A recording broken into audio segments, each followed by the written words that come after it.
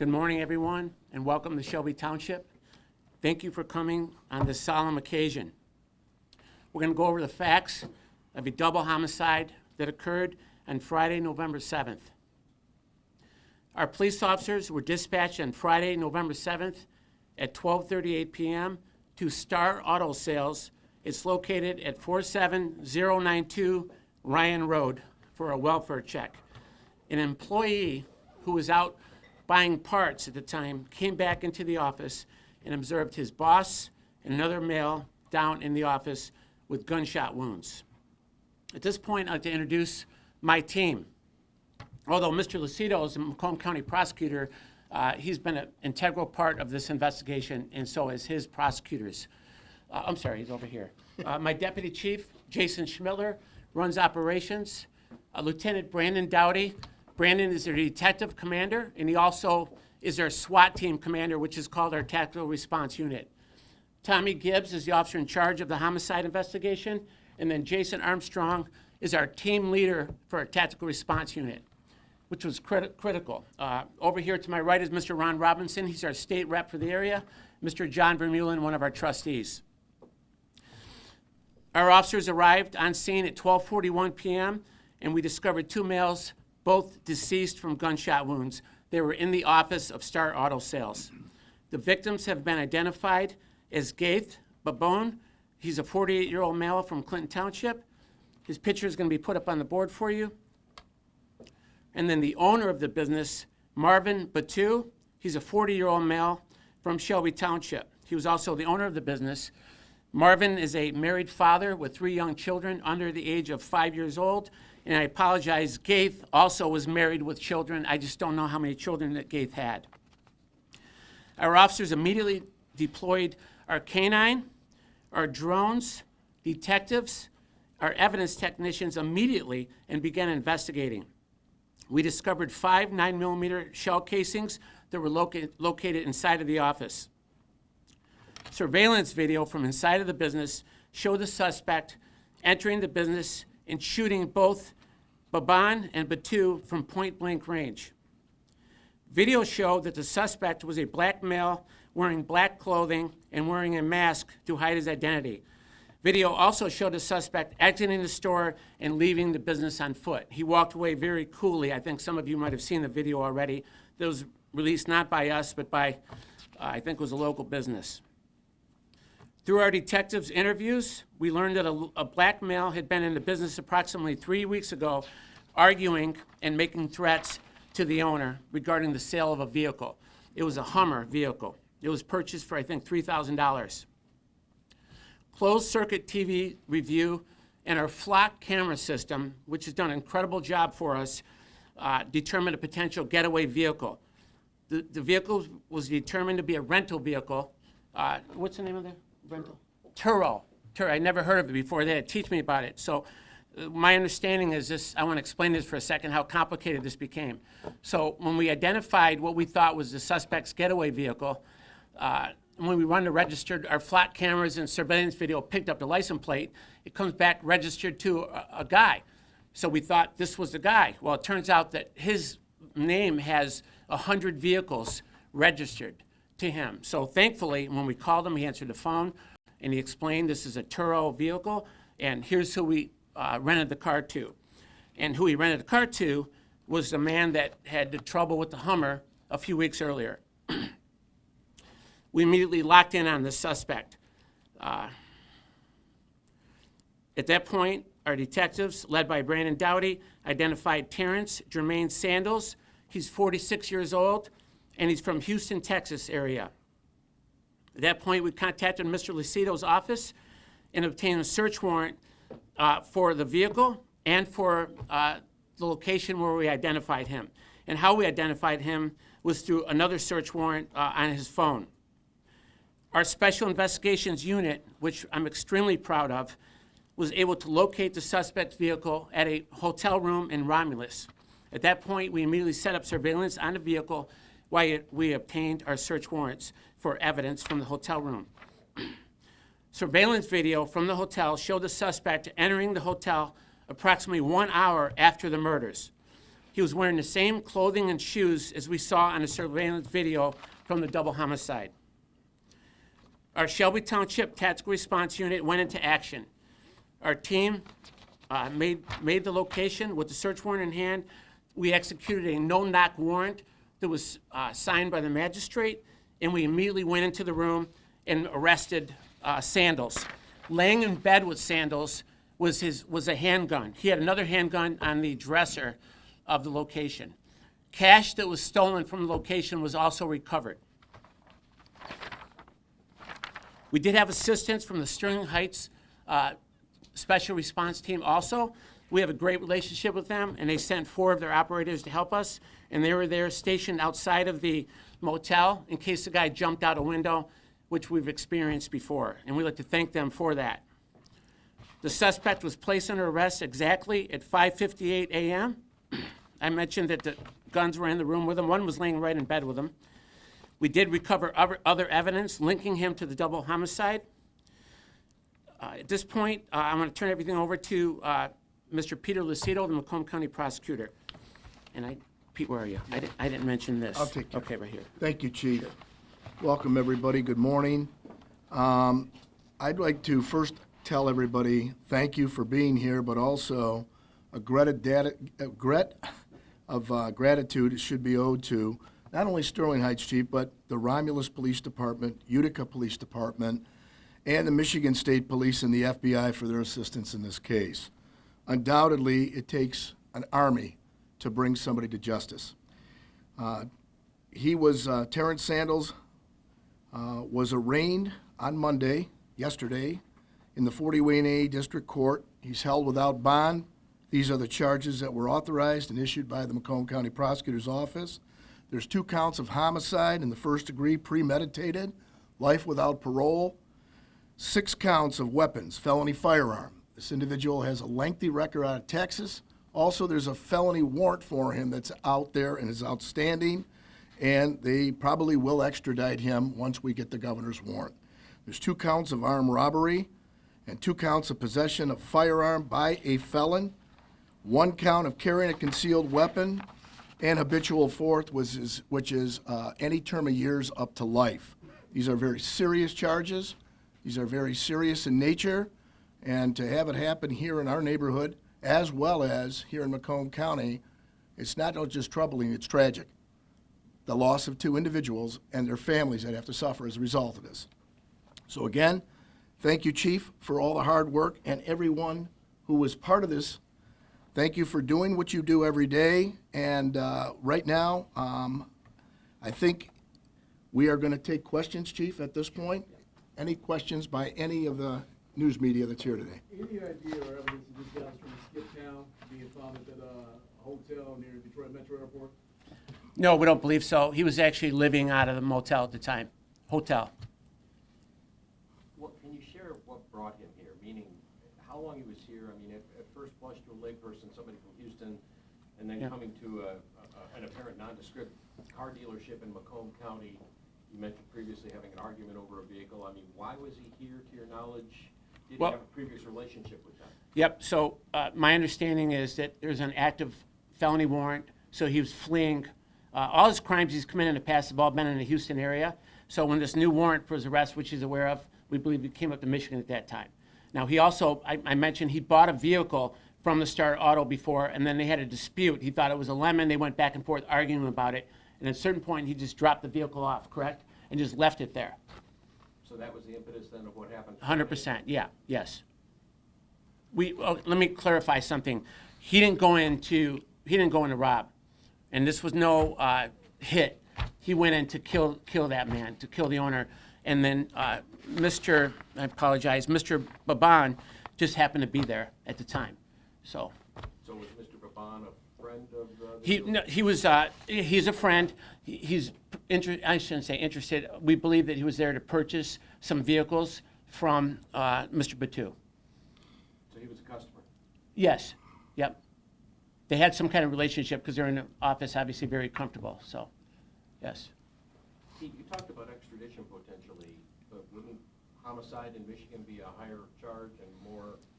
Yeah, let me Let me first start off by saying that we totally had 15 charges yesterday for the arraignment. We have withdrawn 2 of those charges. One was the drug charge, even though the drugs were present at the time of the arrest, and also a felony firearm that goes with it, the 2-year. They all run consecutive in nature.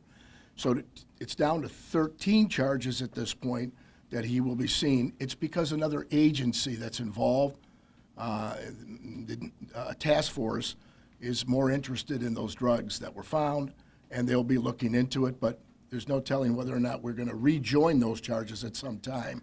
Like anything else, when a case is under investigation, it's ongoing, innocent until proven guilty in the court of law.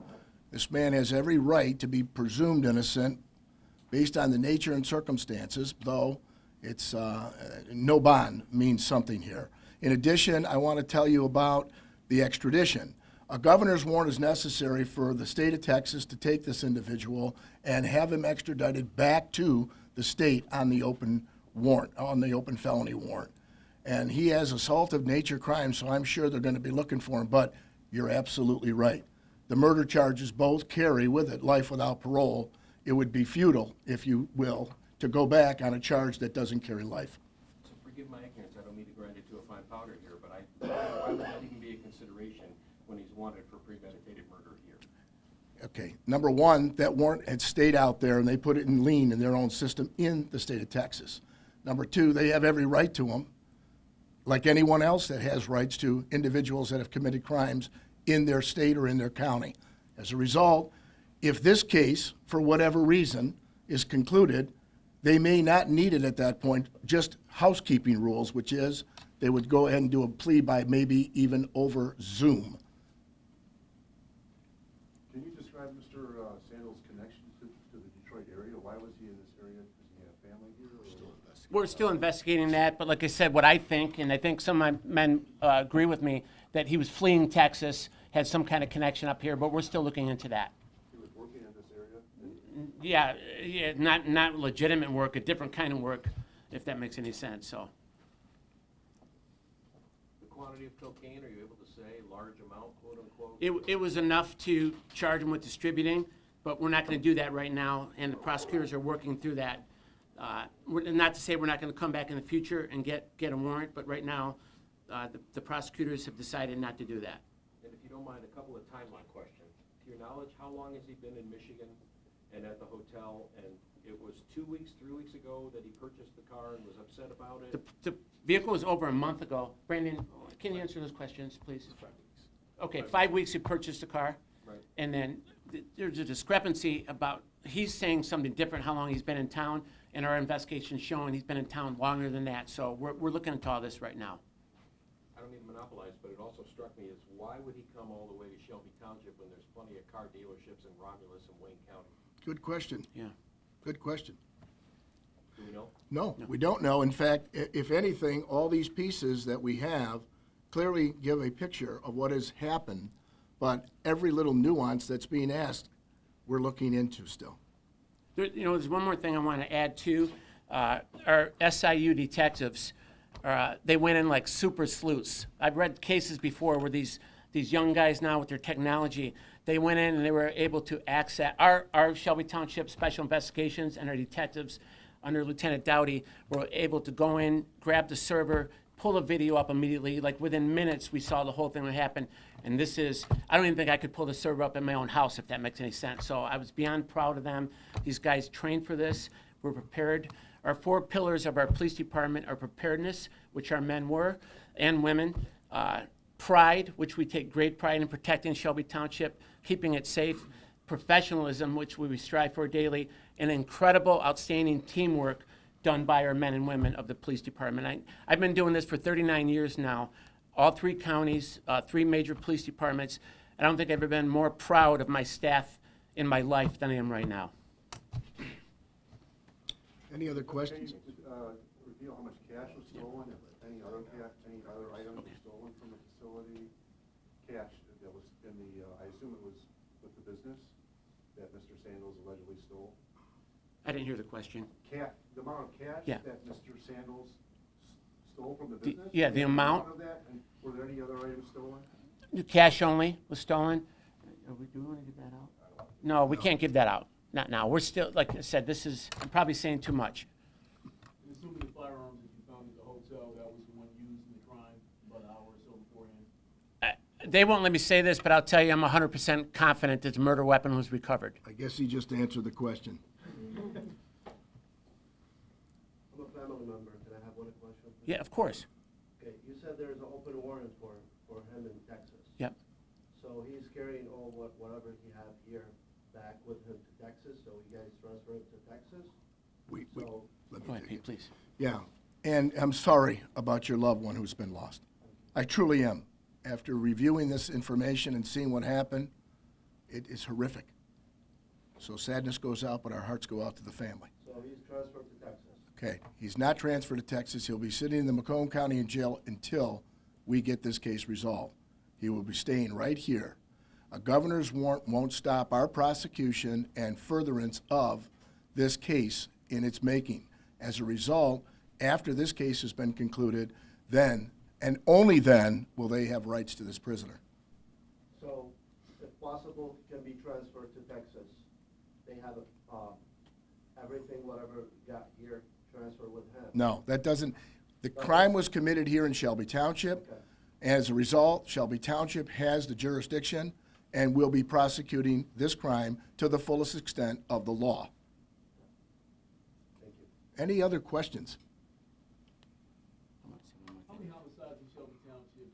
Is this the first one this year? No, that's a, so I've been a chief here for just under 11 years. My first 5 years, we had one total. I think I was 4 or 5 years into my career, one total in 5 years, and that was a domestic. So tragically and unfortunately, just since June, we've had 5 already. And there's one more thing I forgot, to be remiss if I didn't mention. Our Board of Trustees, they've given us everything that we've asked for. We have 50 flat cameras positioned around the township to keep our township safe. In other communities, they don't like this. We love our flat cameras. Our residents want our flat cameras here, and so do our business owners. We've solved countless crimes with these cameras, and our board members have done this. All our equipment, our gear, everything I asked them for. Rick Stathakis is in the back of the room, our township supervisor, they give us. And I have to say that because I know what goes on with my colleagues around the area, and they get told no repeatedly. We don't get that here. They want us to keep the township safe, and that's what these men and women of our department do for us. Mr. Lucido's a resident here in Shelby Township. I text him first thing Saturday morning, if you saw the work that our staff did, you'd be so proud. And then he called and blew my phone up immediately, telling me the same thing. So I said, I can't express enough how proud I am of our team. These guys, they care, they're skilled, they're professional. I was amazed how quick they were able to pull the video up. Please. Please. Oh, I'm sorry. And one of our other board members is in the back, Lisa Casali, and I mentioned John Vermeulen already over here to my right. Just to be clear before we go, this is apparent retribution for an anger over a $3,000 vehicle. We can only suspect what it is. We can only, envision what it was based on the representations and the facts in the case, and the car being left there, the vehicle. I'd like to call up real quick our township supervisor, Rick Stathakis. He's been a township supervisor since 2008. Boss? Yeah, thank you very, don't go anywhere. Thank you very much. I just want to say on behalf of the Board of Trustees and all the residents in Shelby Township, we want to thank and congratulate the entire PD. You guys have just done a great job. Pete Lucido's always been here, and I see we've got Ron Robinson as well, our representative. But I just want to say, yes, thank you, congratulations. But when we solve these cases, we kind of move on, because that's what we're supposed to do.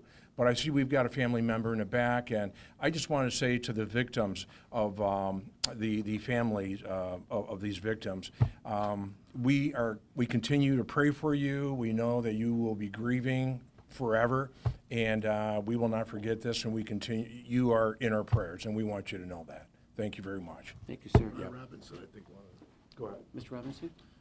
Yeah, I'm just extremely proud, and the quickness and this was resolved, and the police work is just second to none in Macomb County as far as I'm concerned. But again, it's teamwork. So I'm glad that there's other municipalities involved, and And I could just not be more proud of the work that they've done here. Shelby Township, Sterling Heights, they're safe places. Warren, they're safe places. So if you commit a crime here, you're going to face justice. So thank you for your hard work to get this done so quickly. I want to address the Channel 7 gentleman in the back. I want you to know that we've gotten arrest warrants on every case. We've solved every one immediately. Is there any speculation on why there's been so many this year? Yeah, we've talked about this, beat it to death. Crime has no boundaries anymore. And when criminals think they can go unpunished and walk out the next door, they go anywhere they want. And it drives me crazy. And we're vigilant on keeping this township safe, and we do everything possible to do that. Some of the stuff, there's nothing we can do about. These domestics, this, I don't know how we could have stopped this. We were forced to, my deputy chief made me watch the video this morning. I don't like to see this stuff, okay? I've been dealing with it my whole career. I have young kids at home, and I made Mr. Lucido watch it also. And we debated on showing it here, and we went, I'm sorry. Bottom line is, we're going to save it for trial. That's the bottom line. We're going to save it for trial. It's very upsetting. Out of respect for the family. I mean, they're going to have to see it eventually at the trial, but we're not showing it. We're not going to allow it. Any other questions? Thank you all for coming. Thank you.